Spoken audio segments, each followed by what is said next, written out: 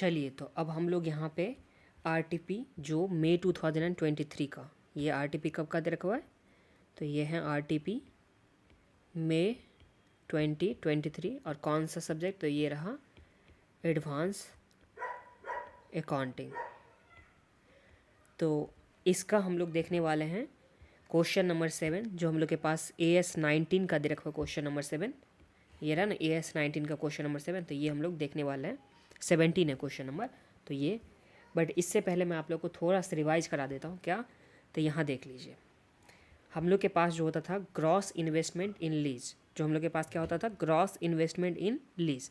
तो इसके लिए हम लोग क्या करते थे, तो इसके लिए जो मिनिमम लीज पेमेंट होता था, क्या होता था मिनिमम लीज पेमेंट, इसमें अनगारंटीड रेसिडुअल वैल्यू को अगर हम लोग ऐड करते थे तो हम लोग के पास क्या जाता था ग्रॉस इन्वेस्टमेंट। तो ये पहला आप लोग को याद होना चाहिए था, ठीक है। तो ग्रॉस इन्वेस्टमेंट में क्या क्या आता है, तो ग्रॉस इन्वेस्टमेंट में minimum lease payment plus unguaranteed residual value, तो ये आ गया। अब नेट इन्वेस्टमेंट में हम लोग क्या देखते हैं, तो यहाँ पे नेट इन्वेस्टमेंट हम लोग के पास आ गया। इस नेट इन्वेस्टमेंट को हम लोग किस तरह से निकालेंगे, तो नेट इन्वेस्टमेंट निकालने के लिए हम लोग क्या करते हैं, तो यहाँ पे present value of minimum lease payment. देखिए ग्रॉस में हम लोग के पास क्या था, तो ग्रॉस में हम लोग के पास था मिनिमम लीज पेमेंट, और इसमें क्या है present value of minimum lease payment. इसमें क्या था अनगारंटीड रेसिडुअल वैल्यू, इसमें क्या आ जाएगा present value of unguaranteed residual value. तो ये समझने में तो कोई दिक्कत नहीं है। हम लोग ग्रॉस इन्वेस्टमेंट में क्या कर देखते हैं मिनिमम लीज पेमेंट और plus unguaranteed residual value. But जब हम लोग यहाँ पे देखेंगे क्या चीज़ में नेट इन्वेस्टमेंट, तो नेट इन्वेस्टमेंट में हम लोग को देखना होगा परजेंट वैल्यू, इस दोनों का क्या होगा परजेंट वैल्यू, तो वो आ जाएगा हम लोग के पास नेट इन्वेस्टमेंट। और जब हम लोग ग्रॉस में से नेट माइनस करते हैं तो हम लोग के पास क्या जाता है अनअर्न्ड फाइनेंस इनकम। तो अगर आप लोग लिखना चाहोगे तो यहाँ पे लिख लो। सबसे पहला जो हम लोग के पास था वो क्या दे रखा हुआ था ग्रॉस इन्वेस्टमेंट, इसमें हम लोग क्या देखते थे, तो यहाँ पे minimum lease payment plus unguaranteed residual value, minimum lease payment plus क्या था अनगारंटीड रेसिडुअल वैल्यू। और हम लोग के पास जो नेट दूसरा था वो क्या था नेट इन्वेस्टमेंट, इसमें हम लोग क्या देखते थे, तो हम लोग यहाँ पे present value of minimum lease payment plus present value of unguaranteed residual value,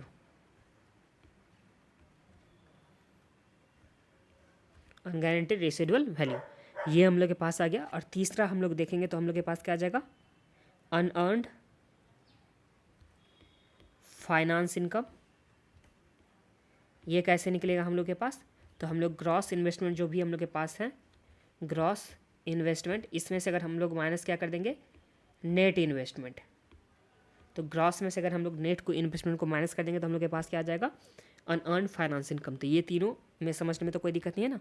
तो यही तीनों से हम लोग क्या बना सकते हैं अभी का जो हम लोग के पास दे रखा हुआ है जो क्वेश्चन नंबर 17 वो हम लोग यहाँ पे बना सकते हैं जो आरटीपी मई 2023 का दे रखा है, ठीक है। तो चलिए क्वेश्चन जल्दी से पढ़ लेते हैं। क्वेश्चन में हम लोग के पास क्या क्या दे रखा हुआ है, तो ये हम लोग के पास Wheel Limited has entered into 3 year lease agreement with Tania sport club in respect of fitness equipment costing हम लोग के पास दे रखा हुआ है कितने का, तो यहाँ पे 16,99,999.50। तो ये किस चीज़ का कॉस्टिंग दे रखा हुआ है, तो जो भी यहाँ पे फिटनेस इक्विपमेंट है उसका कॉस्टिंग दे रखा हुआ है। और इसमें 3 ईयर के लिए लीज में का एग्रीमेंट हो रहा है किसके साथ, तो यहाँ पे तानिया स्पोर्ट के साथ, ठीक है। तो ये हम लोग के पास यहाँ पे कॉस्ट दे रखा हुआ है किस चीज़ का इक्विपमेंट का। तो चलिए अगर लिखना चाहेंगे तो ये लिखिए यहाँ पे 17 नंबर में हम लोग के पास सबसे पहले क्या दे रखा हुआ है कॉस्ट दे रखा हुआ है। तो जो कॉस्ट हम लोग के पास इक्विपमेंट का है वो कितना है, तो 16,99,999.50 ये हम लोग के पास सबसे पहले कॉस्ट आ गया। तो ये समझने में तो कोई दिक्कत नहीं है। अब यहाँ पे आगे हम लोग के पास समझ में क्या बोला, the annual lease payment to be made at the end of each year. यहाँ पे ईच ईयर में यहाँ पे एनुअल लीज का पेमेंट होगा। और लीज का जो टर्म हम लोग के पास दे रखा था वो कितने साल का दे रखा था, तो यहाँ पे 3 ईयर का। तो अगर लिखना चाहोगे तो यहाँ पे लीज टर्म कितना है, लीज टर्म जो हम लोग के पास है 3 ईयर का है। और ईयर एंड में यहाँ पे पेमेंट किया जाएगा लीज का, ठीक है। लीज पेमेंट जो हुआ होगा एनुअल यहाँ पे लीज पेमेंट होगा जो ईयर एंड में किया जाएगा। Are structured in a way that sum of the present value of the lease payment and of residual value together equal to cost of equipment. तो देखिए ये लाइन में क्या लिखा हुआ है, तो ये लाइन में देख लीजिए कि इस तरह से यहाँ पे स्ट्रक्चर किया गया कि लीज का पेमेंट इस तरह से होगा कि जो यहाँ पे प्रेजेंट वैल्यू होगा sum of present value of lease payment, जो मतलब प्रेजेंट वैल्यू होगा लीज पेमेंट का प्लस में जो the residual value together the cost of lease. और देखिए एंड डैट, देखिए सबसे पहले क्या दे रखा हुआ है यहाँ पे कि इस तरह से स्ट्रक्चर किया गया है लीज को। इसमें क्या बोला कि sum of the present value of lease payment, जितना लीज का पेमेंट होगा उसका प्रेजेंट वैल्यू जो आज के दिन में है, and that of residual together equal to the cost of equipment lease. और तो इसका मतलब यहाँ पे अगर दिखा दूँ तो देखिए जो हम लोग के पास यहाँ पे कॉस्ट है, ये देख लीजिए जो हम लोग के पास यहाँ पे कॉस्ट है, जो प्रेजेंट वैल्यू, जो कॉस्ट जो होगा प्रेजेंट वैल्यू प्लस में जो हम लोग के पास यहाँ पे देखिए कॉस्ट जो हो गया वो तो हम लोग के पास हो ही गया। ये कॉस्ट जो है ये इक्वल टू किस चीज़ का है, तो जो लीज का पेमेंट होगा, जो यहाँ पे मिनिमम लीज का पेमेंट होगा प्लस में जो हम लोग के पास गारंटीड रेसिडुअल वैल्यू दे रखा हुआ है, यही था ना गारंटीड रेसिडुअल वैल्यू। यहाँ पे द रेसिडुअल वैल्यू, हाँ रेसिडुअल वैल्यू सिर्फ बोला, तो अगर जो हम लोग के पास यहाँ पे रेसिडुअल वैल्यू दे रखा हुआ है तो इस दोनों का इक्वल टू हम लोग के पास देखिए ये प्रेजेंट वैल्यू जो मिनिमम लीज पेमेंट का हम लोग के पास प्रेजेंट वैल्यू है, जो मिनिमम लीज पेमेंट का प्रेजेंट वैल्यू प्लस में रेसिडुअल वैल्यू का, इस दोनों का जो प्रेजेंट वैल्यू है वो हम लोग के पास कॉस्ट के इक्वल में होगा। तो ये चीज़ हम लोग के पास इस वाले लाइन में बोला है, तो ये समझने में तो कोई दिक्कत नहीं है।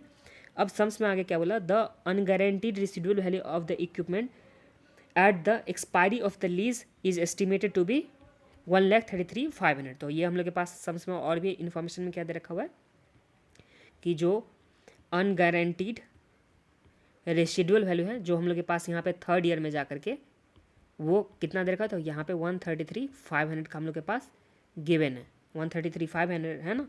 तो ये हम लोग के पास थर्ड ईयर में जा करके इसका अनगारंटीड रेसिडुअल वैल्यू दे रखा हुआ है, ठीक है। आगे सम से हम लोग के पास क्या बोल रहा है, the asset would be revert to the lessor at the end of the lease. तो यहाँ पे जो भी लीज हम लोग के पास टर्म कंप्लीट हो जाएगा उसके बाद जो भी एसेट है उसे दे दिया जाएगा किसको, तो यहाँ पे लेसी को। फिर बोला given that the implicit rate of return 10%। तो हम लोग के पास यहाँ पे जो रेट ऑफ रिटर्न दे रखा हुआ है वो कितना परसेंट दे रखा हुआ है, तो 10%। तो यहाँ पे एक और इन्फॉर्मेशन आ गया जो हम लोग के पास क्या है, rate of return. Rate of return हम लोग के पास कितना दे रखा है, तो यहाँ पे 10% का गिवन है। तो ये हो गया। आगे सम्स में क्या बोला, you are required to calculate the amount of annual lease payment. तो हम लोग के पास जो एनुअल लीज पेमेंट है उसका अमाउंट निकालना है, and the unearned finance income. तो हम लोग के पास दूसरा जो निकालना है वो क्या निकालना है, अनअर्न फाइनेंस इनकम और डिस्काउंटिंग फैक्टर जो 10% का हम लोग के पास ईयर 1 में 2 में और 3 में दे रखा हुआ है। तो ईयर 1 में कितना दे रखा है 10% का 0.909।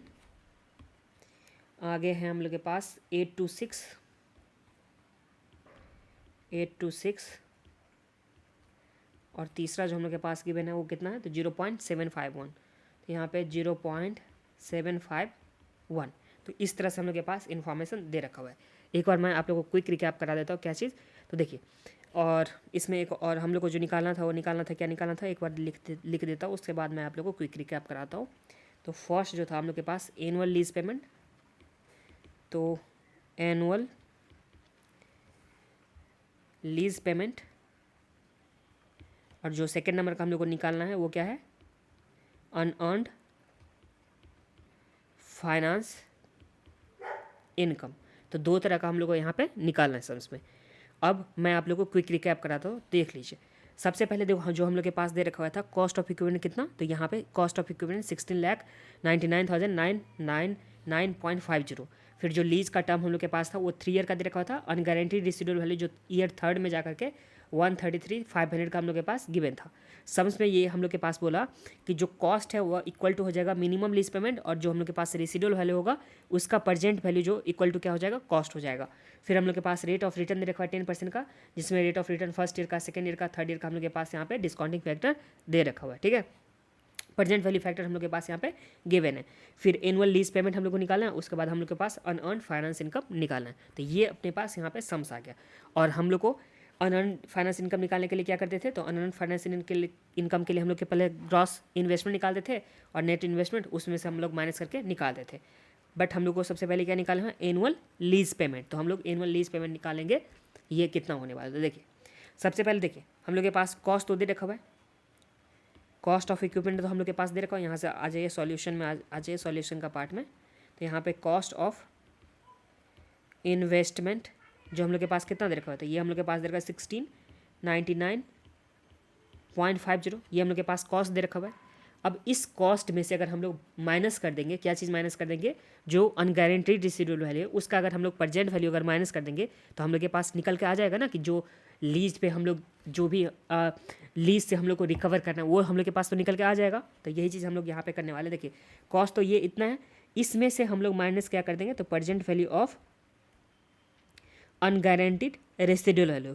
Present value of unguaranteed residual मतलब ये हम लोग को लीज के टर्म है, मतलब जब लीज कंप्लीट हो जाएगा उस टाइम में हम लोग के पास ये इतना पैसा आ जाएगा। तो इसको हम लोग इसलिए माइनस कर दे रहे हैं। तो ये हम लोग के पास क्या कितना आ जाएगा, तो यहाँ पे 133,500 और इसका प्रेजेंट वैल्यू से वैल्यू निकालने के लिए हम लोग मल्टीप्लाई किस चीज़ से करेंगे, तो इसके जो प्रेजेंट वैल्यू फैक्टर है उससे। तो यहाँ पे 0.751, तो इससे मल्टीप्लाई कर देंगे तो हम लोग के पास कितना आ जाएगा, तो ये आ जाएगा 133,500 इंटू 0.751। तो ये हम लोग के पास कितना आ गया, 100,258.5 ये आ गया। अब ये माइनस करने के बाद जो हम लोग के पास अमाउंट आ जाएगा वो कितना आ जाएगा, तो यहाँ पे 16,99,999.5। तो ये अपने पास जो आ गया, ये आ गया 15,99,741। ये हम लोग को रिकवर करना है किससे, तो हम लोग को ये रिकवर करना है जो जिसको हम लोग यहाँ पे लीज पे दे रहे हैं उससे हम लोग को रिकवर यहाँ पे करना है। तो ये समझने में तो कोई दिक्कत नहीं है। देखिए सबसे पहले हम लोग क्या किए, तो यहाँ पे कॉस्ट जो दे रखा हुआ था उस कॉस्ट को हम लोग यहाँ पे लिखे हैं। सबसे पहले कॉस्ट को लिखे हैं, इस कॉस्ट में से जो हम लोग को लीज के टर्म कंप्लीट होने के बाद जो हम लोग को पैसा मिल जाएगा उसका प्रेजेंट वैल्यू निकाल करके हम लोग माइनस कर देते। तो हम लोग को इतना पैसा रिकवर करना है, इतना पैसा हम लोग को ये जो हम लोग लीज पे दे रहे हैं उससे रिकवर करना है। तो ये समझ में तो कोई दिक्कत नहीं है। तो ये पैसा हम लोग को रिकवर करना है और ये कितने साल में हम लोग को रिकवर करना है, 3 साल में। तो हम लोग के पास एनुअल जो हम लोग लीज निकालेंगे तो ये हम लोग के पास कैसे हो जाएगा, तो यहाँ पे एनुअल लीज पेमेंट, तो हम लोग के पास यहाँ पे 15,99,741 ये हम लोग को यहाँ पे रिकवर करना है। और ये कितने साल में, 3 साल में रिकवर करना है। और तीनों साल का हम लोग के पास यहाँ पे डिस्काउंटिंग फैक्टर तो दे रखा है ना, तो हम लोग डिस्काउंटिंग फैक्टर दे रखा है तो इसको कंसीडर करेंगे। तो यहाँ पे तीनों साल के डिस्काउंटिंग फैक्टर को आप लोग ऐड कर दीजिए। तो ये हम लोग के पास आ जाएगा प्लस 0.751। तो ये ऐड करने के बाद हम लोग के पास कितना आ जाएगा, तो यहाँ पे 15,99,741 डिवाइड बाय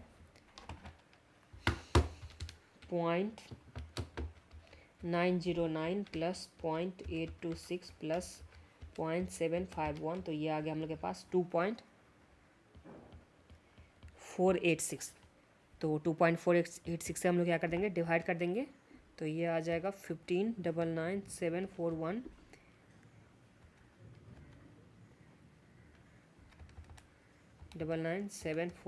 डिवाइड बाय, तो ये अपने पास जो एनुअल लीज एंड रेंट आ गया वो कितना आ गया, तो यहाँ पे 643,500। ये हम लोग प्रेजेंट वैल्यू को कंसीडर करने के बाद हम लोग के पास एनुअल लीज रेंट आ चुका है। तो ये समझने में तो कोई दिक्कत नहीं है आप लोग को। हम लोग सिंपली क्या किए, जो कॉस्ट ऑफ इन्वेस्टमेंट दे रखा था उसमें से जो अनगारंटीड रेसिडुअल वैल्यू था उसका प्रेजेंट वैल्यू हम लोग माइनस किए। तो उतना हम लोग को लीज से रिकवर करना था, वो 3 साल में करना था डिस्काउंटिंग फैक्टर को कंसीडर करते हुए। तो हम लोग तीनों साल के डिस्काउंटिंग फैक्टर से डिवाइड कर दिए। तो हम लोग के पास कितना आ गया, ये एनुअल लीज पेमेंट आ गया 643,500। तो ये हम लोग के पास जो था सम्स का पहला पार्ट जो था ये कंप्लीट हो गया एनुअल लीज पेमेंट। अब दूसरा हम लोग को निकालना है क्या, तो यहाँ पे अनगारंटी अनअर्न्ड फाइनेंस इनकम। और अनअर्न्ड फाइनेंस इनकम निकालने के लिए हम लोग क्या करते थे, तो हम लोग करते थे ग्रॉस इन्वेस्टमेंट, उसमें से हम लोग यहाँ पे माइनस करते थे। जो हम लोग के पास ग्रॉस इन्वेस्टमेंट होता था उसमें से नेट इन्वेस्टमेंट को हम लोग माइनस करते थे। तो हम लोग के पास क्या आता था, अनअर्न्ड फाइनेंस इनकम। और जो ग्रॉस इन्वेस्टमेंट था उसमें हम लोग के पास क्या आता था, तो जो हम लोग के पास मिनिमम लीज पेमेंट है और प्लस में अनगारंटीड रेसिडुअल वैल्यू, ये दोनों मिला करके हम लोग के पास आता था ना। तो वही चीज़ हम लोग यहाँ पे करने वाले हैं। तो चलिए देख लीजिए किस तरह से हम लोग ये बनाने वाले हैं। नीचे में आ जाइए आप लोग।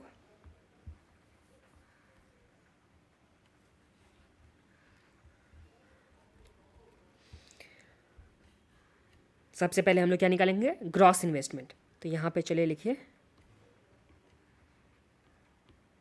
Gross investment.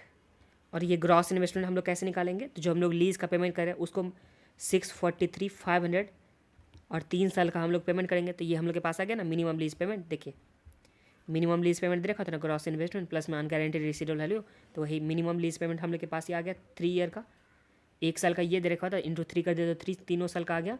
प्लस इसमें हम लोग ऐड करेंगे क्या चीज़, तो अनगारंटीड रेसिडुअल वैल्यू। तो ये अनगारंटीड रेसिडुअल वैल्यू हम लोग के पास कितना दे रखा था यहाँ पे 133,500, और इसमें हम लोग प्रेजेंट वैल्यू को तो कंसीडर नहीं करते थे ना, तो यहाँ पे 133,500 बिना प्रेजेंट वैल्यू को कंसीडर करते हुए हम लोग यहाँ पे लिख देंगे। तो हम लोग के पास कितना आ जाएगा, तो ये आ जाएगा 643,500 इंटू 3 प्लस कर देंगे 133,500, तो हम लोग के पास कितना आ गया 20,64,000। तो ये हम लोग के पास 20,64,000 का क्या आ गया, तो ये आ गया हम लोग के पास ग्रॉस इन्वेस्टमेंट। ये समझने में तो कोई दिक्कत नहीं है। अब हम लोग नेट इन्वेस्टमेंट निकालेंगे, तो यहाँ पे चले लिखते हैं नेट इन्वेस्टमेंट। और नेट इन्वेस्टमेंट में हम लोग क्या करते थे, तो नेट इन्वेस्टमेंट में हम लोग कंसीडर करते थे किस चीज़ को, तो प्रेजेंट वैल्यू फैक्टर को कंसीडर करते थे। तो ये अपने पास आ जाएगा, तो प्रेजेंट वैल्यू को कंसीडर करते थे। तो प्रेजेंट वैल्यू को हम लोग किस तरह से यहाँ पे लिखेंगे, तो यहाँ पे देख लीजिए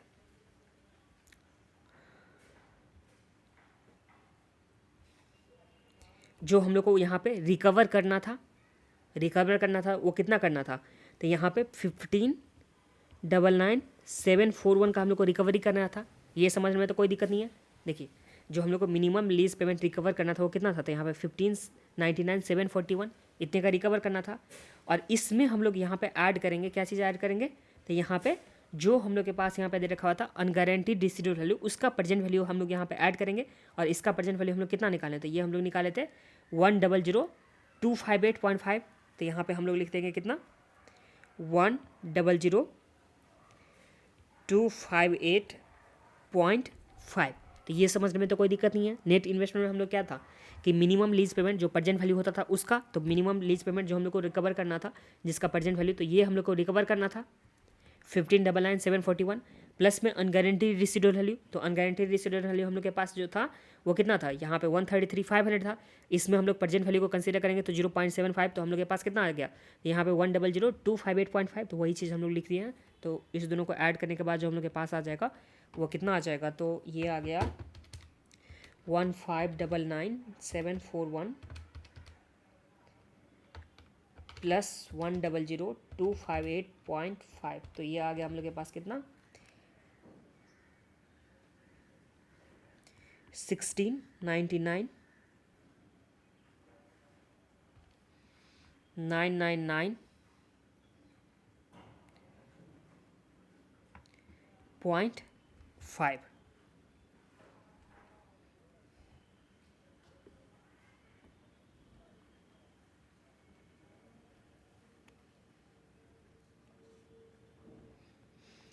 चलिए तो ये हम लोग के पास क्या आ गया नेट इन्वेस्टमेंट। और देखिए नेट इन्वेस्टमेंट को तो ये आप लोग को समझने में तो कोई दिक्कत नहीं है। ये चीज़ हम लोग के पास आ गया 15। अब देखिए नेट इन्वेस्टमेंट को हम लोग दूसरे तरह से भी हम लोग यहाँ पे देख सकते हैं। क्या देख सकते हैं कि सम्स में हम लोग के पास बोला था ना कि जो हम लोग के पास कॉस्ट है वही क्या चीज़ है, present value of minimum lease payment plus में present value of residual value. ये हम लोग के पास कॉस्ट के बारे में दे रखा हुआ था ना, जो ये लाइन हम लोग के पास लिखा हुआ था कि sum of the present value, यहाँ पे दे रखा हुआ था sum of the present value of the lease payment and residual value together equal to the cost of equipments. दे रखा था ना sum of the present value. देखिए present value sum, present value का सम जो लीज पेमेंट का plus में residual value का, इस दोनों को मिलाएंगे तो हम लोग के पास क्या था कॉस्ट ऑफ इक्विपमेंट। तो ये चीज़ अगर हम लोग यहाँ पे डायरेक्ट भी लिखना चाहेंगे यहाँ पे 16,99,999.50, तो ये भी हम लोग यहाँ पे कर सकते हैं। तो ये चीज़ आप लोगों को समझने में तो कोई दिक्कत नहीं है। तो ये हो गया। अब अनअर्न फाइनेंस इनकम हम लोग कैसे निकालते थे, तो अनअर्न फाइनेंस इनकम के लिए हम लोग क्या करते थे, ग्रॉस में से नेट को माइनस करते थे। तो यहाँ पे यही करेंगे अनअर्न्ड फाइनेंस इनकम। इसमें से हम लोग क्या करते हैं, जो हम लोग के पास यहाँ पे ग्रॉस इन्वेस्टमेंट देखा उसमें से हम लोग क्या करेंगे माइनस करेंगे नेट इन्वेस्टमेंट को। तो यहाँ पे चलिए माइनस करते हैं। तो ये कितना आ गया 2064,000। तो ये अपने पास जो आ गया वो कितना आ गया 364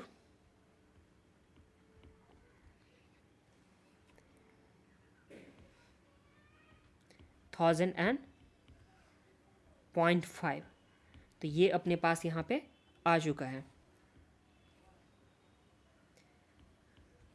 तो यही हम लोग के पास क्या आ गया, अनअर्न्ड फाइनेंस इनकम। और इसी के साथ ये सम्स भी कंप्लीट हो गया। इसमें आप लोगों को सबसे पहले क्या करना था, तो सबसे पहले जो हम लोग के पास दे रखा हुआ था, चलिए मैं बुक में यहाँ पे आपको करवा देता हूँ। देखिए सबसे पहले जो हम लोग के पास दे रखा था, कॉस्ट ऑफ इक्विपमेंट दे रखा हुआ था। तो हम लोग सब सिंपली यहाँ पे कॉस्ट ऑफ इक्विपमेंट लिखे थे। इस कॉस्ट ऑफ इक्विपमेंट में से हम लोग के पास जो था अनगारंटीड वाला दे रखा हुआ था। अनगारंटीड का हम लोग यहाँ पे जो प्रेजेंट वैल्यू फैक्टर था उसको कंसीडर करने के बाद हम लोग यहाँ पे निकाल लिए। अब इस दोनों को हम लोग माइनस जब किए तो हम लोग के पास क्या आ गया यहाँ पे, कि कितना हम लोग को लीज का मतलब कितना हम लोग को रिकवर करना है लीज टर्म में। तो ये इतना हम लोग को रिकवर करना था। अब इसमें प्रेजेंट वैल्यू को हम लोग यहाँ पे फैक्टर को तीनों ईयर को ऐड करने के बाद डिवाइड कर देते, हम लोग के पास क्या आ गया, एनुअल लीज पेमेंट आ गया। और एनुअल लीज पेमेंट निकालने के बाद हम लोग यहाँ पे ग्रॉस इन्वेस्टमेंट निकालेंगे। ग्रॉस इन्वेस्टमेंट में क्या करते थे, तो हम लोग सिंपली कितना यहाँ पे लीज का हम लोग के पास जो दे रखा हुआ था कि एनुअल लीज रेंट, इसमें हम लोग मल्टीप्लाई कर दें कितने, 3 साल का लीज था तो 3 से, तो हम लोग के पास ये अमाउंट आ गया मिनिमम लीज पेमेंट का। प्लस में अनगारंटीड रेसिडुअल वैल्यू भी होता था। तो इस दोनों को मिला करके हम लोग के पास क्या आ गया, ग्रॉस इन्वेस्टमेंट। और उसके बाद present value of the investment, या सिंपली हम लोग बोल सकते हैं यहाँ पे नेट इन्वेस्टमेंट। तो नेट इन्वेस्टमेंट के लिए हम लोग के पास सम्स में बोल भी दिया था क्या चीज़, कि प्रेजेंट वैल्यू ऑफ जो हम लोग के पास दे रखा होता है, प्रेजेंट वैल्यू किस चीज़ का, मिनिमम लीज पेमेंट का, प्लस में अनगारंटीड रेसिडुअल वैल्यू का, वो दोनों मिला के कॉस्ट हो जाता था। और कॉस्ट हम लोग के पास गिवन भी था। तो इस कॉस्ट को माइनस कर देंगे तो हम लोग के पास क्या आ गया, अनअर्न्ड फाइनेंस इनकम। तो ये इसी के साथ ये सम्स भी हम लोग का कंप्लीट हो गया। मिलते हैं नेक्स्ट वीडियो में, तब तक के लिए अपना बहुत सारा ध्यान रखिए। Bye bye, take care.